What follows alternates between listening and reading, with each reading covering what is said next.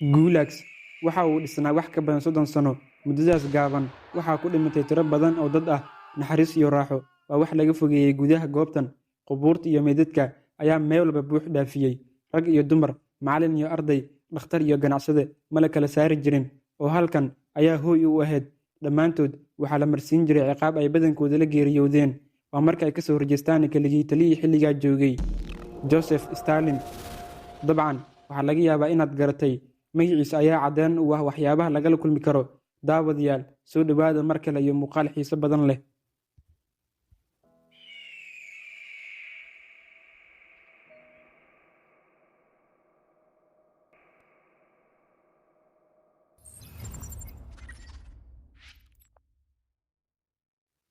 Asalaamu calaykum waraxmatullah. Xabsiyada Gulags waa mid ka mid ah xabsiyadii ugu darnaa taariikhda Ruushka xilligii uu ka jiray nidaamka Midowgii Soofiyeed. Waxaa markii ugu horreysay la dhisay sanadka markuu ahaa 1919. Waxaase dhisay Vladimir Lenin.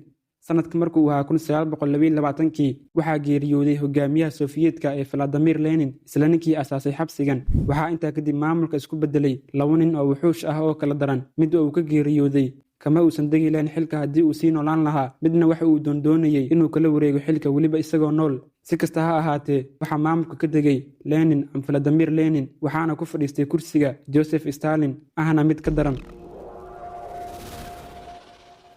Maxaabuustii tirada yaraa ee ku jiray xabsiyada Gulags waxaa u bilowday nolol ciqaab ah oo aan dhammaad lahayn. Stalin waxa uu amray in xabsiyada Gulags kor loo qaado oo la kordhiyo tiradooda. Waxaana ugu caansanaa Vorkuta Gulag, kaas oo ku yaalay meel caasimadda Moscow u jirtay 1900 kiiloomitir. Waxaa xabsigan ku jiray dad gaaraya ilaa 70,000 oo qof laga soo bilaabo sanadka markuu ahaa 1919 ilaa 1956. Waxaa la sheegaa in dad gaaraya ilaa 1.7 milyan oo qof ay ku geeriyoodeen xabsigan. Dadkaas ayaa waxay isugu jireen dad ajnabi ah iyo dad shacab ah. Inta badan dadka ajnabiga ah waxaa lasoo qabtay xilli ay dagaal kula jireen ciidamada Red Army ee Soofiyeedka. Sababta keentay in xabsigan ay ku geeriyoodaan ayaa waxay ahayd shaqo joogto ah oo lagu amri jiray iyo cunno aan ku filnayn oo la siin jiray.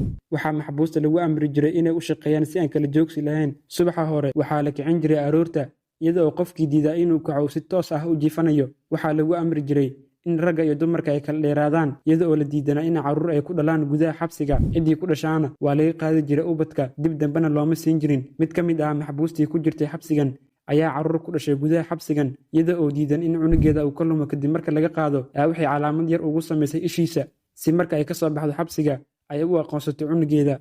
Qofba qofka uu ka adkaysi badan yahay ayaa loo kala horeyn jiray. Ciddii geeriyootaana dharka inta laga siibo ayaa qof kale la siin jiray si uu u shaqeeyo. Dhibaatooyin aan la soo koobi karin ayay maxbuusta halkan ku xiran kala kulmi jireen ciidamada uu maamuli jiray Joseph Stalin. Si kasta ha ahaatee, waxaa soo dhowaaday dhammaadkii burburka xabsiyadan aysan naxariistu taalin.